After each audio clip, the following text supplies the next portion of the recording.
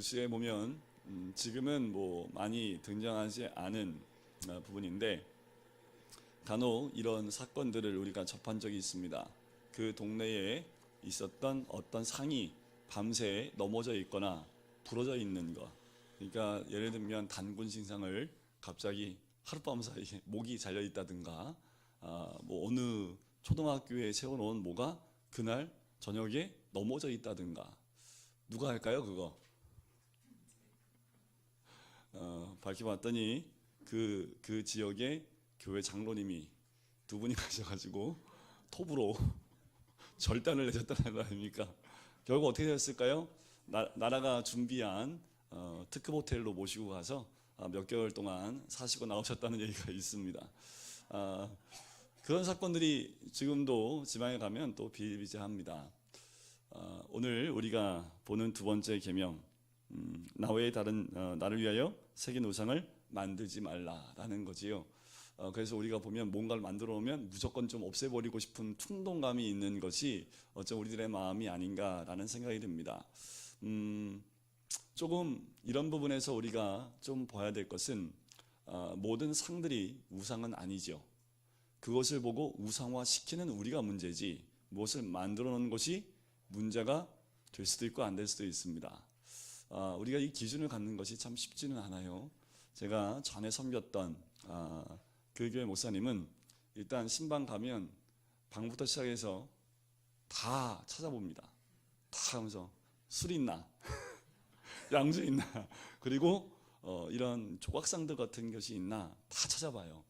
어떤 분들은 이제 이게 우상은 아닌데 그 어떤 곳을 여행하고 나면 거기에 대표적인 그런 어떤 상들을 수집하시는 분들이 계십니다.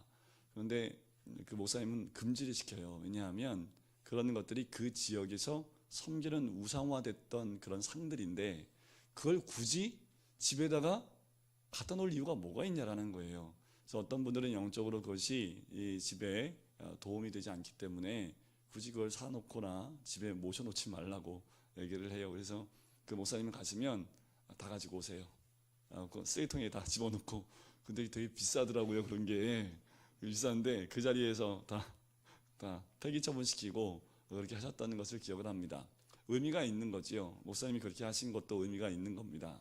뭐 그런 조그만 상에 무슨 의미가 있겠어요, 그죠? 우리가 사올 때는 그냥 기념품인데 그것을 두는 것까지도 그 목사님이 원치 않았던 건 뭐냐면 이렇게 눈에 보이는 형상화된 것들이 사람의 마음을 요동시킬 때가 있습니다.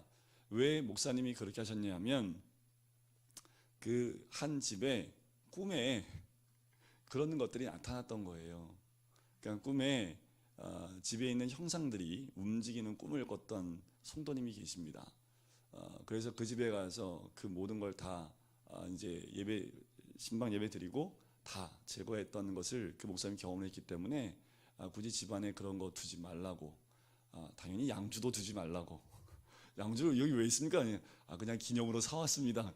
기념으로 사왔으니까 다 버리시지요. 그래서 다 없애고 신방할 때마다 그 목사님은 정말 처음 가는 집은요 정말 낱낱이 다 찾아다닙니다. 그래서 조금이라도 기독교라는 가정에 있을 필요가 없는 것들은 싹 다 걷어요. 비싼 거 산 거 무조건 다 버리라고 했던 것이 기억이 나요. 우리가 무엇인가 형상화시키는 것은요 그 형상화시킨 것을 우리가 우상화하는 경향이 있기 때문에 그렇습니다. 전에도 제가 한번 예화로 말씀드린 적이 있는데 어떤 큰 교회에서 옛날에는 지금은 어떤지 모르겠지만 건물을 지으면 그 앞에 형상물 하나 만들게끔 돼 있습니다. 그래서 사람들 큰 건물 가보면 막 사람 형상 서 있고 막 그러잖아요. 그런데 일부러 세운 게 아니라 이렇게 법적으로 세우게 돼 있답니다. 그래서 뭔가를 세워야 돼요. 그래서 이제 그 건물에 마크를 할 수 있는 뭐 대표할 수 있는 것을 세워 나가는데 그 교회에서 굉장히 큰 교회인데 성경 말씀 그거를 이제 대리석으로 통으로 이렇게 만들어서 그 건물 그 광장 가운데다 세워놓은 거지요. 그러다가 이제 원로 목사님이 새벽기도 끝나고 이제 위에 올라가서 밑을 보는데 새벽기도 끝나고 난 다음에 어떤 권사님들이 그 주위를 뱅뱅뱅 돌고 가시는 거죠. 그래서 저분들 저기 왜 도나 그랬더니 그래서 계속 며칠을 관찰했는데 뱅뱅 도는데 보니까 그 모습이 절에서 하는 것처럼 이렇게 하고 가는 거예요. 그래서 이 목사님이 깜짝 놀라갖고 그날 바로 그 대리석을 깨부시고 없앴다고 합니다. 그러니까 우리가 이래요. 뭔가 눈에 보이는 것이 있으면 그것에 마음이 뺏기는 경우가 많습니다. 여기에 원래 뭐가 있어야 됩니까? 십자가가 왜 없어졌게요? 너무나 저는 어렸을 때 이 십자가가 있었던 것들을 기억하고요. 또 이게 불이 다 꺼져 있는데 뭐만 불 들어와 있어요. 십자가. 그래서 혼자 교회에 들어오면 십자가 불빛만 딱 남아 있거든요. 좀 무서움도 좀 덜하고 되게 좋았던 경험이 나는데 어느 순간 없어졌어요. 제가 어렸을 때 이게 아마 제가 중고등학교 넘어서 아마도 청년부 때쯤 없어졌을 겁니다. 총회에서 없애라고 한 거지요. 왜 그랬을까요? 아니 왜 그 십자가를 붙들고 기도하냐고요, 그거를. 그거 아니면 기도를 못 하는 거예요. 그러니까 이게 십자가의 의미가 중요해서 십자가의 의미를 우리가 기념하는 건데 그게 아니라 십자가를 형상화시켜 버린 겁니다. 그래서 여러분들 이런 간증 들어오셨죠? 교통사고 났는데 여기 십자가 이렇게 목걸이 그 앞에 딱 멈췄다. 그럴 수 있어요. 네, 그런 간증 또 제가 사역하면서 그런 분들을 봅니다. 그거 한번 간증하고 나면 차에 뭐가 다 달려요? 그거 한 다음에 여기도 다 달고 다니시고 여기도 달고 그거 한번 간증하면 이게 좀 이렇게 해석을 해서 들으셔야 되는데 그 의미는 다 사라지고 십자가만 남아요. 그래서 다 막 십자가 걸고 네, 그러면 그게 우리를 지켜줘요? 십자가가 우리를 지켜줍니까? 아니죠. 이게 자꾸 그러니까 십자가까지 없앤 거죠. 공사를 하면서 제가 또 말씀을 주중에 말씀드렸지만 감리교회는 걸어놓거든요. 제가 감리교 한 교회 갔는데 이분이 이제 그 실내를 다 나무로 해준 그 개척교회를 제가 갔어요. 십자가가 있는데 십자가가요 만든 십자가가 아닌 거 있죠. 산에 올라가서 나무를 해왔는데 나무가 십자가 모양이에요. 약간 삐딱한데 너무 멋있는 거예요. 그러니까 그분이 뒷동산 가서 봤는데 십자가 모양이 있대요. 그걸 그대로 잘라가지고 가지고 와서 앞에 세워놓으신 거예요. 너무 멋있는 거죠. 어디서 났어요? 했더니 저거 뒷산 가서 키워왔다고. 돈 주고도 못 사는 거거든요. 그러니까 그런 거 하나 해드릴까요? 그러시는 거예요. 그래서 마음은 굴뚝 같은데 그거 캐시려면 또 산에 올라가서 찾으러 다녀야 되는데 하나 십자가 달아드릴까? 그러니까 감리교는 이제 그런 게 없으니까 우리는 십자가를 안 답니다. 청에는 그 결정을 했으면 아쉽다고 그 말씀을 하시더라고요. 그래서 서로 이제 대화를 하면서 십자가의 의미나 이런 것들이 우리한테 굉장히 중요한데 이것이 우리가 우상화되어지는 그래서 언제부터인가 십자가를 목에 걸고 다니고 어디에 붙이고 다니면서부터 그 십자가가 어떤 능력이 있는 것처럼 또 여러분들 영화에서 많이 나오잖아요, 그죠? 그게 또 한몫한 거예요, 그죠? 흡혈귀가 제일 싫어하는 게 뭐예요? 요새는 뭐 흡혈귀도 십자가 다 메고 다니더라고요, 그죠? 한창 뭐 여름에 막 이런 영화 나올 때 보면 십자가 믿지도 않아요, 그죠? 근데 십자가 다 박아놓잖아요, 그죠? 십자가 박아놓으면 못 넘어오는데 그런 게 어디 있습니까, 그죠? 그런데 그런 걸 보고 우리 성도님들 뭐예요, 집에다가? 꼿꼿해 십자가다. 우리 어머니가 하루는 전화하셔서 야 십자가 하나만 사다 주라. 잠이 잘 안 온다. 뭐 어떻게 해요? 십자가 사드렸어요. 저희 어머님은 오랫동안 불교에서 부적을 많이 부셨던 분이어서 근데 그게 몸에 그냥 익숙하신 거죠. 야 잠이 안 오는데 십자가 머리맡에 있으면 잠이 잘 올 것 같대요. 알았다고 십자가 사다 드리겠다고. 부적 붙이는 것보다 십자가 놓는 게 나으니까 십자가 갖다 놓으시라고. 그래서 조그만 십자가 하나 사다 드렸는데 우리 인간이라는 것이 이렇게 연약합니다. 왜 그럴까요? 우리 마음에 두 가지 마음이 있습니다. 두려움이 있고요. 또 하나가 욕망이 있습니다. 이 두 가지 마음에 의해서 우리를 위해서 뭘 만들어요? 뭔가 형상을 만드는 것을 좋아합니다. 그래서 우리 과거에도 보면 모든 지역마다 뭐가 있습니까? 성황당이 있거나 아니면 나무에 주렁주렁 뭔가 매달고 그 밑에는 항상 돼지 머리가 있던가 항상 뭔가 오픈하면 저는 지금도 기억나는 건요. 저희 아버지가 개인 택시였기 때문에 차를 한 대 새로 뽑으면 뭐 하는지 아세요? 돈이 있으면 돼지 머리 갖다 놓고 뭐 하고요. 없으면 북어 대가리. 저는 북어 대가리가 기억이 나요. 저희 아버지가 북어 대가리를 이게 차에다가 놓고 다녔던 게 기억이 납니다. 뭐 이게 뭐 악귀를 쫓아내 준다는 뭐 이런 미신 같은 것들이 이런 거 들으면서 우리 어르신들은 그게 뭔지 다 아실 거예요. 애들은 잘 모르지만 사람이라는 게 이렇습니다. 마음에 두려움이 있다 보니까 그런 마음이 들게 되는 거지요. 행복이라는 것이 어떤 이 도표처럼 그리고 공식처럼 만들어진 게 있어요. 행복은 자본을 욕망으로 나눴을 때 나오는 것이 행복이랍니다. 그래서 공식이 H는 D분의 C 이렇게 나와요. 그러니까 H가 행복이잖아요. 해피. C는 캐피탈입니다. 자본. D는 욕망, desire. 그래서 자본을 욕망으로 나눠서 많이 남으면 행복한 거예요. 모자르면 불행한 거지. 여러분들 어떠십니까? 항상 이렇게 플러스로 남아요? 아니면 소수점으로 떨어집니까? 그래서 나온 게 뭔지 아십니까? 신용카드입니다. 신용카드를 통해서 욕망을 당겨 쓰는 거지요. 그래서 그동안 행복한 거지요. 그래서 한 달에 한 번씩은 지옥을 한 달에 하루는 천국 경험하고 하루 지나면 다 지옥이잖아요. 행복이 그렇게 사라지는 거. 우리는 이 땅에 있는 많은 사람들이 그 행복이라는 거, 욕망이라는 것들을 통해서 우리를 채우려고 하는 그런 것들이 있습니다. 대부였던 록펠러가 있어요. 이 사람이 너무 많이 아파서 친구가 이제 아픈데 병문안에 갔습니다. 그래서 물어봤대요. 도대체 얼마나 벌려고 그래? 그랬더니 조금만 더. 그 유명한 말을 남깁니다.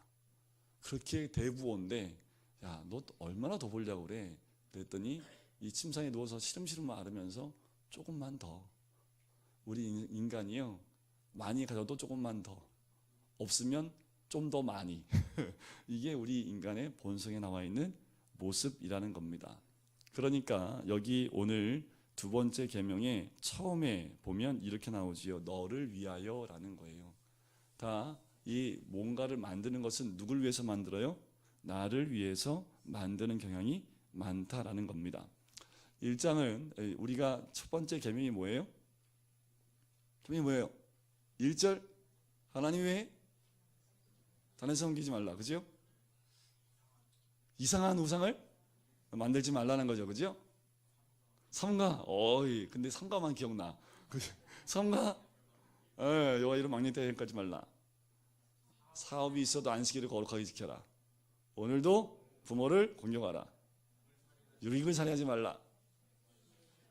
칠흑 같은 몸으로 간음하지 말라. 발로 도둑질하지 말라. 잘 외웠네. 구차하게 거짓하지 말라. 15년에 남의 것을 탐하지 말라. 확실히 네, 요것만 외우시면 됩니다. 요것만. 자, 우리 1계명도 우상을 섬기지 않는 거고요. 엄밀히 보면 2계명도 우상을 섬기지 않는 거지요. 그런데 좀 2계명은 구체화 시켰다라고 보시면 됩니다. 우리 나눠드렸던 것 종이를 보면 1계명과 2계명의 차이점에 대한 부분을 이야기하면서 여러 가지 내용이 있지만 2계명은 뭐에 대한 것이라는 거예요? 예배의 방법에 대한 것이라는 겁니다. 하나님에 대한 어떤 그림이나 어떤 형상도 그리거나 만들지 말라는 겁니다. 그것이 형상화되면 뭐 할까요? 그것을 예배하기 때문에 잘못된 예배의 방법으로 간다라는 거지요. 그래서 십자가를 우리가 걸지 않는 이유도 그와 같은 겁니다. 참된 하나님을 참된 방법으로 예배하는 것이 중요하다는 것이 이 포인트예요. 그래서 아모스 5장 21절에 보면 내가 너희 절기들을 미워하여 멸시하며 너희 성례들을 기뻐하지 않는다. 예배 방법의 잘못된 부분을 이 아모스가 질타하는 그 내용입니다. 그러면 어떤 예배가 잘못된 예배입니까? 하나님에 대한 형상을 만들어서 예배하는 것입니다. 많은 시도들이 있었습니다. 하나님에 대한 형상을 만들어서 예배하려는 많은 시도가 있었어요. 자, 두 번째 이 계명을 어긴 대표적인 사례는 금송아지 사건입니다. 자, 금송아지 사건이 왜 문제가 되냐 하면 모세가 시내산에 올라가 십계명과 율법을 받기 올라갔는데 너무 안 내려오는 거예요. 그래서 밑에 있는 그 백성들이 뭐 하는 거예요? 이제 요동하기 시작을 합니다. 그죠? 그래서 뭐 한 거예요? 아론에게 와서 우리를 인도할 실을 만들어 달라라고 얘기를 합니다. 그럼 금붙이 가지고 와. 그래서 금을 뚝딱뚝딱 해서 만드는 게 뭐예요? 금송아지를 만들어서 딱 줍니다. 너희를 인도할 신이다 하면서 하나님이란 표현을 합니다. 하나님이란 표현을 해요. 자, 그 모습을 보면 바로 하나님을 무슨 형상으로 만든 거예요? 금송아지 형상으로 만든 겁니다. 그래서 그것이 잘못된 예배 방법이라는 겁니다. 무엇인가 형상화시켜내는 것 그 자체가 하나님을 예배하는 것이 될 수 없다라는 것이라는 거지요. 야, 사람들이 왜 이 상을 만들까요? 신상을 만들까요? 만드는 이유는요, 그것을 이미지로 형상화해서요, 하나님을 자기 방식대로 만들려고 하는, 신을 섬기는 이유가 극히 자기 중심적으로 자기 이익을 위해서 만들어내기 위해서 그랬다라는 겁니다. 하나님은 이 땅에서 형상을 보여준 적이 한 번도 없습니다. 소리론 들려주셨고 말씀은 해주셨지만 어떤 형상도 보여주지 않았습니다. 유일하게 하나님을 본 사람이 딱 한 명 있습니다. 그것도 앞모습이 아니라 무슨 모습을 봐요? 뒷모습이요. 모세가 뒷모습을 보았지요. 그죠? 그래서 모세가 죽을 때 시체를 못 찾습니다. 왜 하나님이 이 이스라엘 백성에게 모세의 시체까지 감춰놨을까요? 모세를 또 신격화하기 때문에 그래요. 너무나 많은 사람들이 위대한 사람을 신격화하는 경우가 많기 때문에 모세까지도 그렇지 못하게 했다라는 겁니다. 그래서 하나님도 형상을 보여준 적이 없습니다. 여러분들 예수님의 형상을 보신 적 있어요? 예수님의 얼굴을 그린 거 보신 적 있습니까? 여러분들 저희 5층에 가면 이제 한나실에다 걸어놨는데 그건 누가 특별히 기증하신 거지요. 거기에 나와 있는 그 멋있는 예수님은요, 너무 멋있어가지고 배우 얼굴입니다. 배우 얼굴을 왜 그렇게 크게 멋있게 해서 걸어왔을까요? 밤에 보면 무서울 것 같아요. 예수님이 이렇게 쳐다보고 있잖아요. 네. 그런 그림들, 옛날 성화를 보면요, 예수님의 얼굴을 안 그렸습니다. 예수님의 뒷모습은 그렸고요, 옆모습도 있는데 옆모습에 이 이목구비는 전혀 그리지 않았습니다. 그거를 금지시했습니다. 그걸 자체를 그리게 되면 어떠한 일이 벌어지나요? 우리가 또 그것을 신격화하는. 그래서 여러분들 제가 터키 한번 갔을 때 서머나라는 지역에 가면 폴리갑 기념교회가 있습니다. 거기에 뭐가 있냐면 그 예수님의 수의 있죠. 그것을 발견해서 그 수의에 묻어 있는 그 피자국이나 이런 것들을 뭐 이렇게 과학적으로 해서요, 얼굴 모양을 만들었어요. 그걸 왜 만드는지 모르겠어요. 이게 천주교는 좀 그거를 이렇게 형상화하는 경우를 많이 합니다. 상을 많이 만들어요. 봤더니 거기에 뭐 이렇게, 그러니까 예수님 잘생기셨더라고요. 그래서 제가 봤어요. 어제 걸어놨는데 하나님 그런 거 원치 않습니다. 하나님 그래서 이 땅에 있을 때 예수님의 얼굴도 남기지 않으셨어요. 아무것도 안 남기셨다라는 거지요. 하나님을 어떻게 우리가 형상화할 수 있습니까? 그건 하나님이 아니죠. 하나님을 우리가 이해할 수 있으면 하나님이 아니듯이, 우리가 하나님을 형상화할 수 있다면 그건 더 이상 하나님이 아니지요. 그런 형상화된 하나님을 만드는 이유가 무엇입니까? 나를 위해서라는 겁니다. 우리의 욕심을 위해서 만든다라는 거예요. 하나님의 형상을 제작하는 것을 금지한 이유가 그와 같다라는 겁니다. 무한하며 거룩하신 영으로 존재하는 하나님의 형상을 만드는 것은 불가능하기 때문에 금지한 거예요. 그럼에도 불구하고 우리는 뭐 하는 거예요? 또 만들어내는 사람들이라는 겁니다. 우리가 그렇게 만들어냄을 통해서 어떻게 해요? 하나님을 내 소유로 만들려고 합니다. 특별히 하나님에 대한 특별한 경험을 특성화해서 그것이 꼭 하나님이 내가 더 많이 소유하고 있느냐 하는 것도 하나님이 기뻐하지 않으십니다.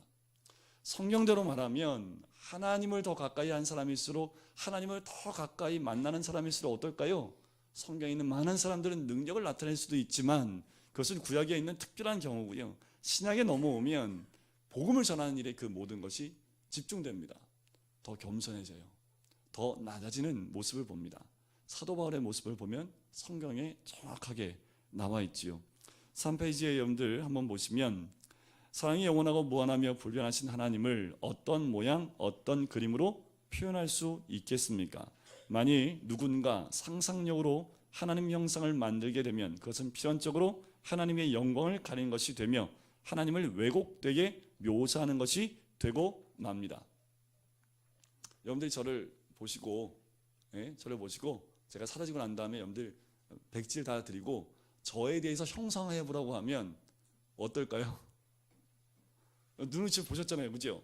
그래서 종이 다 드리고 그림으로 저를 한번 형상해 보세요 하면 여러분들 정확하게 저를 그려낼 수 있을까요? 눈에 보이는 것도, 한 번 본 것도 정확하게 그려낼 수 없는 우리들인데 하나님을 그럼에도 불구하고 만들려고 한다는 거지요. 우리는 우리의 시각과 우리의 사고가 왜곡되어 있기 때문에 왜곡된 시각과 사고로 무엇을 만들 때는 왜곡된 것을 만들 수밖에 없습니다. 그래서 이사야 선지자가 우상을 제작하는 자들의 어리석음을 이사야 44장 9절부터 12절에 이렇게 적습니다. 우상을 만드는 자는 다 허망하도다. 그들이 원하는 것들은 무익한 것이거늘 그것들의 증인들은 보지도 못하며 알지도 못하니 그러므로 수치를 당하리라. 신상을 만들며 무익한 우상을 부어 만든 자가 누구냐? 보라, 그와 같은 무리들이 다 수치를 당할 것이다. 그 대장장이들은 사람일 뿐이라. 그들이 다 모여서서 두려워하며 함께 수치를 당할 것이니라. 철공은 철로 연장을 만들고 숯불로 일하며 망치를 가지고 그것을 만들며 그의 힘센 팔로 그 일을 하나 배가 고프면 기운이 없고 물을 마시지 아니하면 피로하니라. 우상을 만드는 사람에 대한 이사야의 말씀입니다. 하나님의 형상을 제작하는 것은 전능하신 하나님을 무능하게, 살아계신 하나님을 죽은 것으로 만드는 것이지요. 그래서 무엇인가 형성하는 것을 금지해 하고 있다라는 겁니다. 자, 오늘 그 말씀에 보면 20장 5절 말씀에 보면 이렇게 나와요. 그들에게 절하지 말며 그것들을 섬기지 말라. 나 내 하나님 여호와는 질투한 하나님인즉 나를 미워하는 자의 죄를 갚되 아버지로부터 아들에게로 3, 4대까지 이르게 하거니와 나를 사랑하고 내 계명을 지키는 자에게는 1000대까지 은혜를 베푸느니라. 이 말씀에 대해서 이제 어떤 목사님이 이렇게 해석을 합니다. 왜 3, 4대일까? 제가 죄를 지면 그 죄값을 제 아들이 받습니까? 제가 받습니까? 제가 죄를 지면 그 죄값을 우리 현설이가 받을까요? 제가 받을까요? 제가 받다가 다 못 받았어. 그래서 한 80% 받았어. 그래서 한 20%가 남았어. 그러면 현설이가 제 20%를 받아야 됩니까? 말아야 됩니까? 성경에 없어요. 그런데 오늘 여기에 보면 3, 4대까지라는 그 표현을 쓰지요. 그래서 이때 당시에 이렇게 말씀을 합니다. 이때는 40 정도, 30년, 40년을 1세대로 봐요. 그래서 한 가정에 3대에서 4대까지 살게 되는 거지요. 우리 김미승 목사님 증손자 보셨잖아요. 또 그러면 완전히 한 집에 살면 몇 대가 사는 거죠? 4대? 3, 4대. 그죠? 3, 3대 좀 더 4대까지 가는 건데 옛날에 가면 벌써 벌써 아마 4대까지 5대까지 갈 수도 있습니다. 그러니까 만약에 제가 나이가 오래 살아서 제 아들이 아들을 낳고 자녀를 낳아서 3대가 같이 산다고 했을 때 저 때문에 제가 무슨 죄를 져서 제가 그 심판을 받거나 어떠한 잘못에 대해서 심판을 받을 때 그 영향을 누가 받게 됩니까? 같이 살고 있는 내 자녀들이 받게 되는 거지요. 그렇게 해석하시더라고요. 아버지의 죄로 인해서 영향을 받을 수 있지만 그 죄로 인해서 받는 것이 아니라 이 아버지가 겪는 괴로움을 가정이 다 겪기 때문에 하나님이 3, 4대까지 그렇게 얘기하신 것이 아닌가라고 이야기합니다. 그런데 축복은 몇 대까지 가요? 1000대까지 간다는 겁니다. 말이 안 맞아요. 그죠? 왜 죄는 3, 4대인데 왜 축복은 1000대까지 가요? 그게 하나님의 사랑법이라는 거예요. 우리 인간의 어떠한 셈으로는 계산할 수 없습니다. 감사하지요. 이 말씀 주면서 아유 감사해라. 네, 제가 잘못한 거 우리 애들한테 넘어가지 않고 그죠? 회개하면 되지만 지금은 이때 당시에는 그러지 않았을까요? 그죠? 그런데 주를 통해서 우리가 받는 그 복은 몇 대요? 1000대까지 가는 복이라는 겁니다. 그것이 우리 하나님의 사랑 방법이지요. 자, 오늘날 제2계명을 어기는 사례들에 대한 부분을 적었습니다. 오늘날 우리가 제2계명을 어기는 경우는 어떤 것이 있을까요? 말씀과 성례보다 시각적인 것들을 더 의지하는 것이라는 겁니다. 우리도 모르는 사이에 이렇게 시각적인 것에 우리의 마음을 빼앗길 때가 있다라는 거지요. 두 번째는 상상력으로 거짓된 하나님의 형상을 그리는 것을 의미합니다. 자, 두 번째 끝에 보면 한 문장이 이렇게 나와요. 한마디로 성경이 계시해 주신 대로 하나님의 전체적인 성품이 아닌 자기 마음대로 상상한 하나님의 모습을 만들고 믿는 것은 제2계명을 범하는 것입니다. 우리 하나님은 여러 가지의 속성과 여러 가지의 성품을 가지고 계신 분입니다. 그런데 이것만 마음에 들어. 그래서 저 사람한테는 공의 하나님만 막 하고요. 저한테는 사랑의 하나님만. 그래서 나는 무슨 죄를 져도 괜찮아. 왜요? 우리 하나님은 사랑의 하나님이니까. 우리 하나님은 사랑하니까 나는 무슨 죄를 괜찮아. 저 사람은 무조건 공의 하나님. 저는 요만큼만 잘못은 요만큼만 해도 하나님 벌레 일으키시는 하나님, 왜곡된 하나님을 왜곡된 모습으로. 그래서 우리가 말씀을 연구하고 공부해야 될 이유가 여기에 있습니다. 하나님을 여러 가지 것으로 다 알고 있을 때 편협되어진 하나님에 대한 시각을 회복할 수 있기 때문에 그래요. 세 번째는 수단과 방법을 통해 하나님을 조종하려고 하는 겁니다. 요술램프처럼 하는 거지요. 하나님을 내가 원하는 때에 불러내서 내가 원하는 때에 이루어주는 그 하나님으로 만드는 겁니다. 여러분들 기도하면 하나님이 들어주시잖아요, 그죠? 자, 이게 참 애매한 부분입니다. 뭐냐면 정말 기도했을 때 우리 하나님 들어주시잖아요, 그죠? 이건 안 하셔도 되는데. 제가 예수님 믿고 난 다음에 그 고등학생 때 처음에 한번 말씀드렸지만 기도하는 게 참 재미있었습니다. 뭐냐면 기도하고 된 줄 믿고 가면 하나님 주신 적이 많았습니다. 아주 비관한 거로 뭐냐면 저희가 집에서 학교를 가려면 차를 타는데 버스를 타는데 아침에 딱 나가면서 기도해요. 하나님 뛰어가면 바로 도착하게 해주세요. 뛰어가면 도착해 있어요. 이게 굉장히 재밌었어요. 도착 안 하면 하나님 기다리라고 하시나 보다. 그러면 넘어가면 되는 거잖아요, 그죠? 그러니까 하나님은 언제나 응답해요, 안 해요? 응답해요. 그런데 이게 어떻게 내 기도에만 응답하신 하나님으로 잘못 인식이 된다는 겁니다. 그러니까 뭐예요? 필요할 때 내 필요를 채우시는 하나님으로 기도하는 거지요. 그러면 하나님은 나를 채워주셔야 되는 분으로 마치 이 알라딘 마술 램프에 있는 요정과 같이 내가 필요할 때 쓱쓱하면 나타나셔서 뭐든지 이루어주시는 하나님. 자, 기도에 대한 부분을 우리가 잘못 인식하고 있기 때문에 그렇습니다. 기도의 가장 핵심 뭐냐면 내 뜻대로 하는 것이 아니라 하나님의 뜻대로 이루어지게 하는 것이 기도입니다. 내 소원을 이렇게 하는 거는 비는 거지요, 그지요? 그것이 하나님의 뜻과 맞아 떨어지면 하나님 응답해 주시는 건데 안 맞으면요, 백날 기도해 보세요, 되나? 네? 그런 표현 하시잖아요. 우리 목사님들이. 우리 민소리가 칼 달라고 하면 아무리 달라고 해도 제가 주나? 안 주죠? 주는 아버지 있습니까? 안 주죠. 우리 하나님 보시기에 이것이 이 자기 자녀한테 옳지 않고 또 안 맞으면 아무리 기도해도 허락하지 않아요.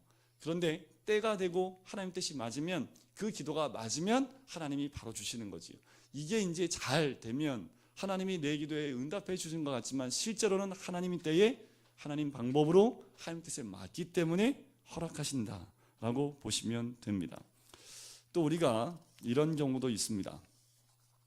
긍정의 힘. 긍정의 힘. 우리가 긍정적으로 생각하면 하나님이 긍정적으로 다 이루어주신다. 거짓뻥입니다.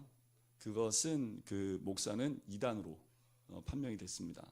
한번 이 땅 가운데 센세이션을 한번 부르기 위해서 뭐 두란노에서 막 정말 어마어마한 책이 팔려고 저도 읽었습니다. 읽으면서 좀 깨름지긴 했어요. 그런데 시간이 지나면서 밝혀진 거지요. 그 사람은 그러니까 다원주의 신앙을 갖고 있습니다. 꼭 예수님만 아니어도 구원을 받을 수 있대요. 워낙 긍정적이어서 어디로 가도 구원을 받을 수 있다는 결국은 이제 이단화 되어졌고 그 책 읽는 것을 금지를 했습니다. 우리 사고가 긍정적이면 모든 게 긍정적으로 가요? 이것도 잘못된 거지요.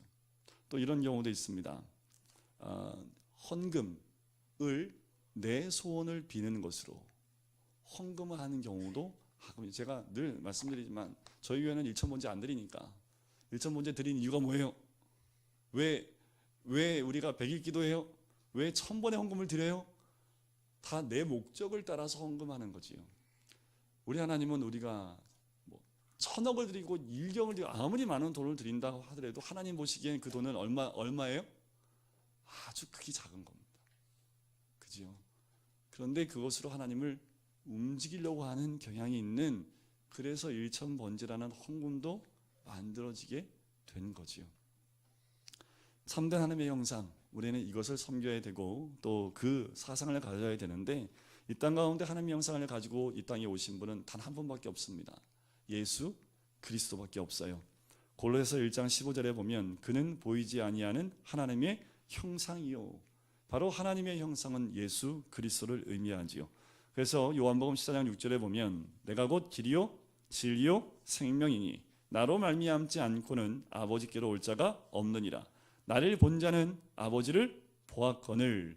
하나님은 예수님을 통해 우리에게 자신을 알리셨지요. 우리는 예수님을 통해 하나님께 바르게 예배할 수 있는 길이 열린 겁니다. 바로 이 땅 가운데 하나님의 형상을 온전히 회복하고 하나님의 형상을 가지고 오신 분 예수님밖에 없다라는 거지요. 또 한 가지가 있습니다. 형상이 하나 더 있어요. 그 형상이 누구게요? 거기 적혀 있지요. 누굽니까? 바로 우리 자신입니다. 하나님 우리를 만들 때 누구의 형상을 따라 만들었어요? 하나님의 형상과 하나님의 모양으로 만들었죠. 죄를 짓지 않았다면 우리 모두에게는 그 하나님의 형상을 그냥 볼 수 있는 눈들이 다 있었을 겁니다. 죄로 인해서 형상이 깨어졌지요. 하나님 관계가 깨어짐을 통해서 하나님의 형상도 어그러지기 시작을 합니다. 그래도 우리 안에 하나님의 형상이 있어요, 없어요? 있어요. 여러분들 옆에 있는 분이 그 안에 하나님을 발견하셔야 됩니다. 내 옆에 있는 분이 통해서 그 얼굴 봤는데 하나님이 보여요. 그럼 그분은 다 어떻게 하면 돼요? 그분을 섬겨요? 그분에게 빌어요? 아니죠. 그분에게서 하나님의 형상이 보이면 그분을 어떻게 합니까? 사랑하고 잘 섬기는 모습으로 대할 수밖에 없는 거지요. 교회 안에서 우리가 서로 당신 하나님의 사람입니다 라는 표현은 뭐냐면 당신 안에 하나님이 있습니다. 내가 믿음이 있기에 당신을 하나님의 사람으로 섬기겠습니다. 사랑하겠습니다 라는 표현이 되는 겁니다. 우리 안에도 그 하나님의 형상이 있습니다. 우리가 닮아가야 될 그 하나님의 형상이 뭐예요? 예수 그리스도의 형상입니다. 그래서 우리가 말씀을 가까이 하고 예배 가운데 기도 가운데 가는 것은 무엇이냐면 예수 그리스도를 닮아가는 그 예수의 형상을 닮아가는 것이 이 땅에 있는 모든 그리스도인이 가져야 될 목적과 방향이라는 거지요. 사람은 하나님의 형상을 따라 하나님을 닮도록 창조되어져 있습니다. 여러분들 DNA가 우리 안에 다 있어요. 우리 부모님이 오시면 여러분들이 다 아시다시피 DNA를 제가 받았기 때문에 근데 우리 애들 낳고요. 셋째를 낳고 난 다음에 조리행에 갔는데 간호사들이 그러는 거예요. 얘는 지들끼리 닮았는데 부모는 안 닮았네. 참 이상하다. 얘네는 3명은 닮았는데 이렇게 아빠하고 보면 아빠하고 안 닮은 것 같아요. 근데 엄마를 봐도 그래서 안 닮은 것 같아요. 근데 이상하다. 니네는 3명이 닮았네. 이런 그래서 제가 막 웃었어요. 진짜 그런 것 같기도 하고 네 그래요. 하지만 우리가 DNA 받았기 때문에 부모의 그 형상을 가져갈 수밖에 없는 거죠. 그죠? 너무 감사한 거는 저희 때보다 좀 나은 DNA를 가져가서 더 감사한 거 아닙니까? 그죠? 자녀 때로 갈수록 좀 더 나은 DNA 그와 똑같이 하나님도 어떤 마음일까요? 하나님의 DNA가 우리 안에 있기 때문에 그 DNA가 나타나서 하나님의 형상이 우리 가운데 드러나기를 원하시는 거지요. 하나님의 형상으로 지음받은 우리가 예수의 성품을 닮아가는 것이 바로 하나님께 대한 바른 예배입니다. 삶의 예배는 예수를 닮아가는 겁니다. 예수를 닮아가는 것이 이 땅에서 우리가 천국을 누리는 삶이고 예수님을 따라가는 삶이고 그리고 예수를 따르자라고 말씀드리는 것처럼 예수를 닮아가는 삶, 그것이 우리의 삶 가운데 예배로 주님께 올려드릴 수 있는 복된 정말 바른 예배인 줄 믿습니다. 우리가 삶이 거룩한 산제물로 주님께 온전히 드려지시는 모든 성도님 되시기를 주님의 이름으로 간절히 축원드립니다. 우리 시간 같이 기도할까요?